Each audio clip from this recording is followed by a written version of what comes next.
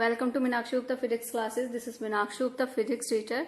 I am making this video for the 11th class student, and in the last video I have uploaded on YouTube in which I have discussed about the vectors, the introduction of vector chapter.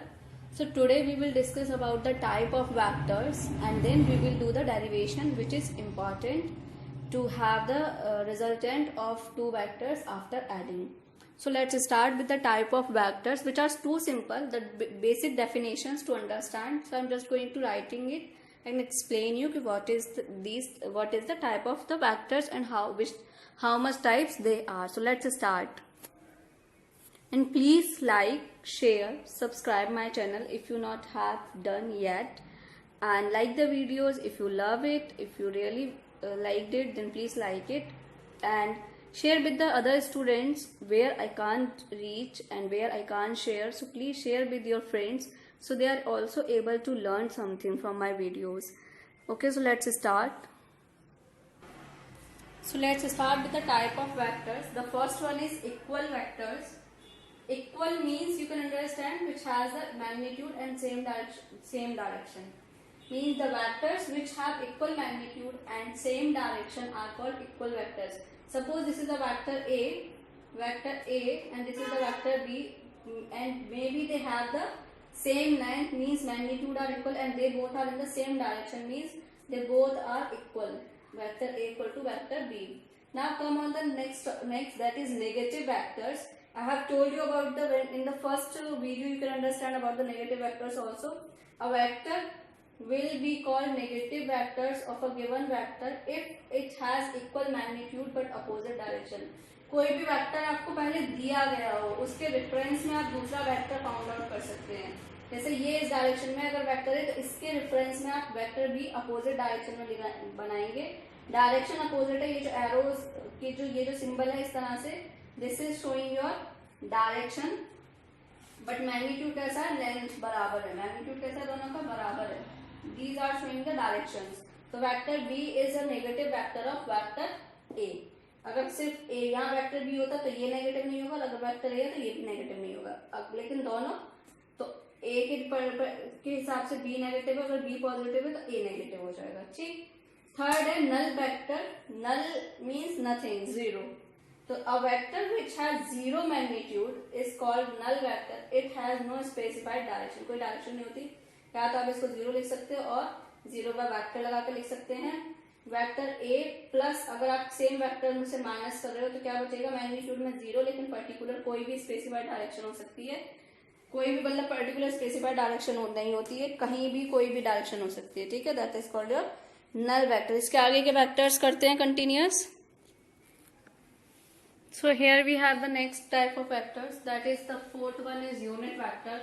Unit vector से unit देखकर ही समझ में आ गया होगा. A vector which has a unit magnitude यानी कि 1 is called a unit vector. It is represented by A cap. ये जो ऊपर लगाया है इस तरह से, that is called a cap. जो हेड की पोजीशन लगाया that is called a cap. It is a unit vector. Vector A cap लिखोगे तो ये मतलब आप रिप्रेजेंट कर रहे हो यूनिट वेक्टर को. और अगर वेक्टर भी उसमें लिखोगे तो a cap equal to vector a upon a. It is called a cap यानी कि यूनिट वेक्टर. इसका मतलब है जो मैग्नीट्यूड होगा इसका और ये जो मैग्नीट्यूड के साथ होगा वो कैंसिल हो जाएगा, सिर्फ क्या रह जाएगी, डायरेक्शन रह जाएगी, यानी कि one magnitude with direction. Fifth है को initial vector. The vector which have same starting point is called को इनिशियल वेक्टर. यानी कि एक ही पॉइंट से जो बहुत सारे वेक्टर स्टार्ट होते हैं, जैसे vector a b c d e, ये कहां से स्टार्ट हो रहे हैं, सब एक ही पॉइंट से, means that they are called coinitial vectors. फिर है 6 को लीनियर वेक्टर. तो the vectors which act along as a same line, एक ही लाइन में हो, जैसे vector a vector b vector c, ये किस में सब एक ही लाइन में. तो the vectors which act along a same line are called collinear vector. इसके बाद और है, so let's go on them. Next है आपका coplanar. So here we have the seventh one, that is coplanar vectors. The vectors which are act in a same plane are called coplanar vectors. मतलब एक ही plane हो, जैसे ये सब एक board क्या है कि ये पूरा प्लेन है, इस पे जितने भी वेक्टर बनाए मैंने ये सब किसमें, एक प्लेन में है. इस तरह से कहेंगे इसे कोप्लेनर वेक्टर्स. ऑर्थोगोनल वेक्टर्स हो गए जो एक दूसरे के परपेंडिकुलर हो, vectors which are perpendicular to each other are called orthogonal, जैसे vector a perpendicular to vector b. उसके बाद है parallel and anti parallel vectors. तो जब दो वेक्टर सेम डायरेक्शन में हो, इस तरह से मान लीजिए वेक्टर ए और इस तरह से मान लीजिए वेक्टर बी, तो ये दोनों कैसे हैं, पैरेलल। और एंटी पैरेलल में आप देख सकते हो वेक्टर ए और इस तरह से ड्रॉ कर दिया वेक्टर बी, तो ये हो गया आपके एंटी पैरेलल। ठीक है, इस तरह से आपके वेक्टर्स के टाइप्स कंप्लीट होते हैं। अब हम डेरिवेशन करेंगे टू फाइंड द मैग्नीट्यूड और to find the magnitude of resultant of vectors. जब दो वेक्टर्स एडिशन बताया था इन द फर्स्ट वीडियो, उसी के रिजल्टेंट का हम डेरिवेशन करेंगे which is important in this chapter. So let's go for that. So we are going to start the derivation to find the resultant vector r। जैसे हमने derivation जो पहले मतलब डायग्राम सॉल्व किए थे प्लस वाले, जिसमें वेक्टर r बराबर vector a plus vector b आता था, तो हम उसी r की रिजल्टेंट और डायरेक्शन निकालना शुरू करेंगे इसमें। So let's start with the derivation again. ये डायग्राम है जो आपने पहले देखा होगा जब हम दो वेक्टर्स को इस तरह से ऐड करते थे कि suppose this is vector a और यहाँ से दूसरा वेक्टर ऐड कर देते थे, तो ये हमारा रिजल्टेंट r बताता था। r बराबर हम निकालते थे vector a plus vector b। याद होगा, इसी को मैंने ड्रॉ किया है, बस समझा देती हूँ कि ये मान लीजिए वेक्टर a था हमारा, ये वेक्टर b है पूरा, और इन दोनों को मैंने ऐड करके r निकाल दिया, ये r रिजल्टेंट आ गया। इस r का मैग्नीट्यूड निकालना है हमें। अब एंगल जो होता है a और b के बीच में ये वाला होता है, मैंने ये बता चुकी हूँ। तो अगर इस वाले एंगल, इस वेक्टर ए को आप आगे की तरफ बढ़ाओगे तो ये आ गया आपका क्या कहते हैं एंगल ए और बी के बीच का एंगल थीटा। और ये मान लिया मैंने इतनी डिस्टेंस एफ जी ए है और जी एच बी है। सॉल्व करने के लिए ये परपेंडिकुलर होगा, ये मैंने परपेंडिकुलर डाला यहाँ से, ये हमने नेमिंग कर दी ई एफ जी एच। ठीक है, मैग्नीट्यूड ऑफ वेक्टर ए को हम लिख रहे हैं मैग्नीट्यूड ऑफ वेक्टर ए बराबर ए, पता है आपको, लेट करके लिख लेते हैं। Similarly magnitude of vector b बराबर बी और मैग्नीट्यूड ऑफ वेक्टर आर बराबर r and theta is the angle between vector a and vector b. ठीक है, पाइथागोरस लगा दो इस डायग्राम में। तो बाय यूजिंग पाइथागोरस क्या आ जाएगा, ट्राइंगल लगा पूरा, ई जी का स्क्वायर मतलब ई एच का स्क्वायर बराबर ई जी का स्क्वायर प्लस जी एच का स्क्वायर। पूरा ट्राइंगल ले रहे हैं, इन ट्राइंगल लिख देती हूँ ई जी एच के लिए। ठीक, तो जी एच, अब हमें पता है आर स्क्वायर, ई एच की वैल्यू क्या है पूरी, आर स्क्वायर मैग्नीट्यूड हम ले चुके हैं। ई जी क्या था हमारा, वेक्टर ए, ये ऐसे लिख लो e f plus f g. ठीक है, प्लस ये क्या था जी एच क्या है, बी स्क्वायर है पूरा। ठीक है, अब यहाँ ई एफ और एफ जी देखना है। देखो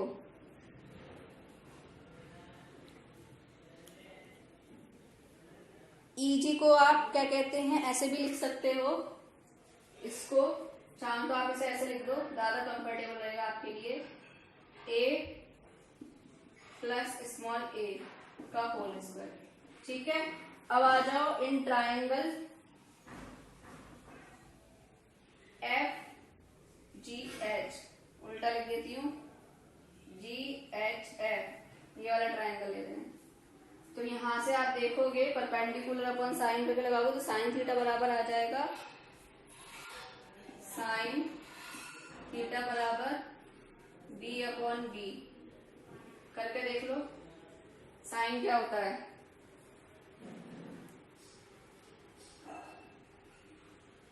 perpendicular upon hypotenuse, b upon b. Similarly cos बराबर क्या हो जाएगा, कॉस थीटा बराबर लगा लो a upon b, perpendicular upon ठीक, परपेंडिकुलर नहीं, सॉरी, बेस अपॉन हाइपोटेन्यूज। ठीक है, तो यहां से b बराबर निकालोगे, इसको वापस से लिख देती हूँ, तो ये आ जाएगा b बराबर कैपिटल B साइन थीटा, और a बराबर निकालोगे, ये h लिख दिया मैंने हाइपोटेन्यूज की जगह, a आए, यहाँ पे b आएगा,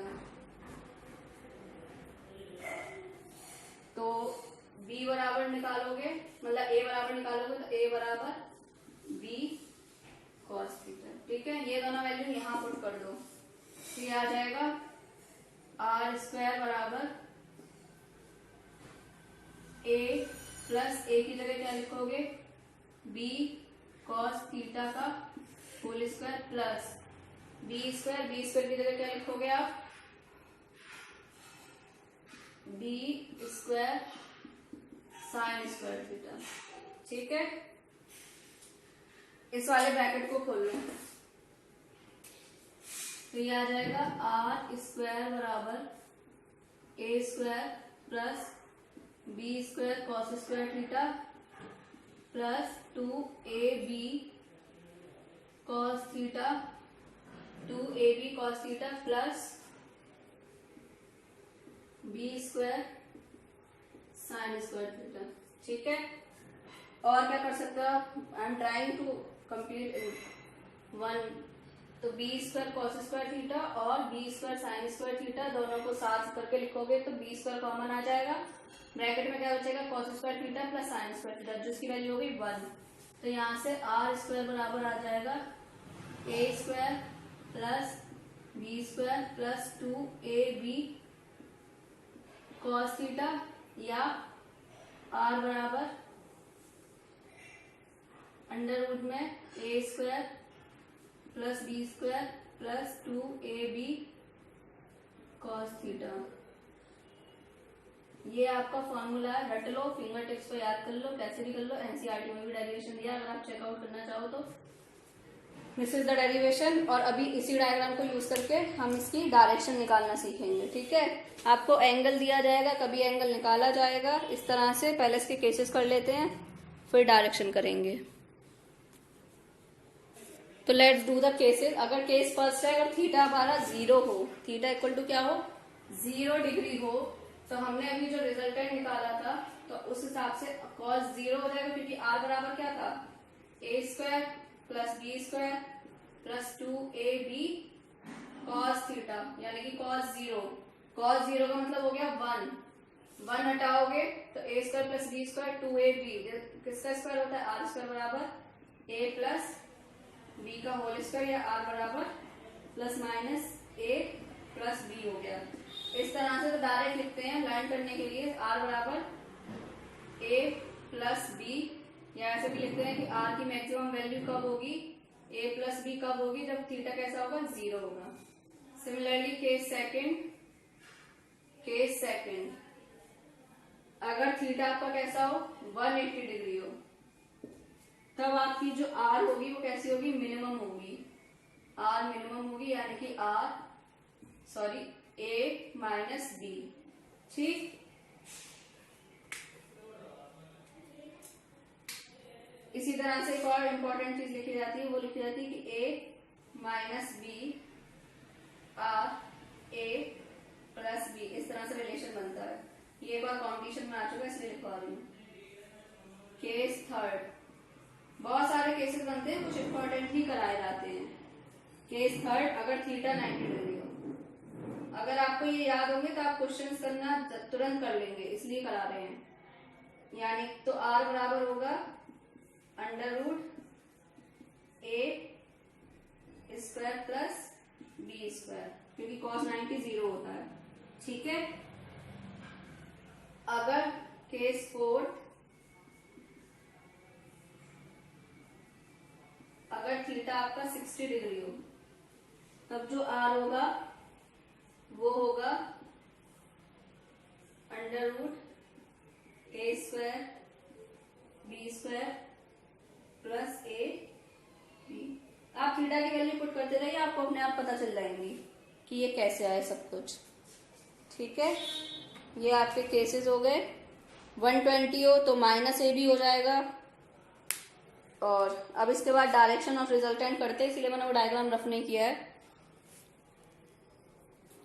सो here we have the direction of resultant. तो हमने दो एंगल माने हैं, पहला है आर और ए के बीच में, तो अल्फा है, क्योंकि हमें रिजल्टेंट की डायरेक्शन निकालनी है. विद रेस्पेक्ट टू ए निकालोगे आप तो वो अल्फा एंगल लेकर चलोगे, विद रेस्पेक्ट टू बी निकालोगे तो वो ये वाला एंगल बी निकलेगा. यहाँ से मैंने बीटा मतलब बी वेक्टर बी को आगे बढ़ाया और आर को आगे बढ़ाया, तो इन दोनों के बीच में जो एंगल बना वो हमारा बीटा बनेगा. और ये हम पहले से लिख चुके हैं, पहले निकाल चुके हैं. ए बराबर बी कॉस थीटा, बी बराबर डी साइन थीटा. तो अगर हम इसको लें तो मान लीजिए आपने tan अल्फा लिया, तो इसको tan अल्फा लोगे तो परपेंडिकुलर अपॉन बेस लेते हैं, तो b परपेंडिकुलर क्या b, यानी कि b हो गया b sign theta upon base. Base क्या है a प्लस a, यानी कि b cos थीटा. ये आपका वेक्टर a के साथ रिजल्ट डायरेक्शन आ गई. सिमिलरली tan बीटा निकालोगे आप, बीटा एंगल यानी कि tan बीटा, और आप इसको ऐसे भी लिख सकते हो, ये तो बिल्कुल ही नहीं चल रहा.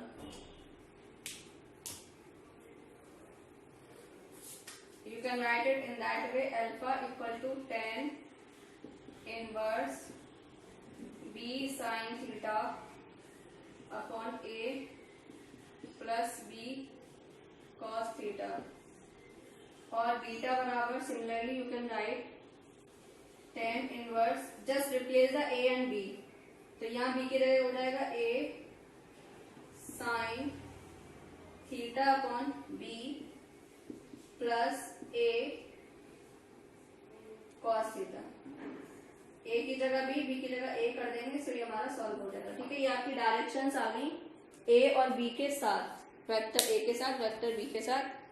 ये वीडियो मैं यही कंप्लीट कर रही हूँ. इसके बाद आप लोग इसके न्यूमेरिकल हुआ तो करा दूंगी, बाकी आगे का चैप्टर कंटिन्यू करेंगे, which is too important. Thank you so much. Please like, share and subscribe my channel if you like it.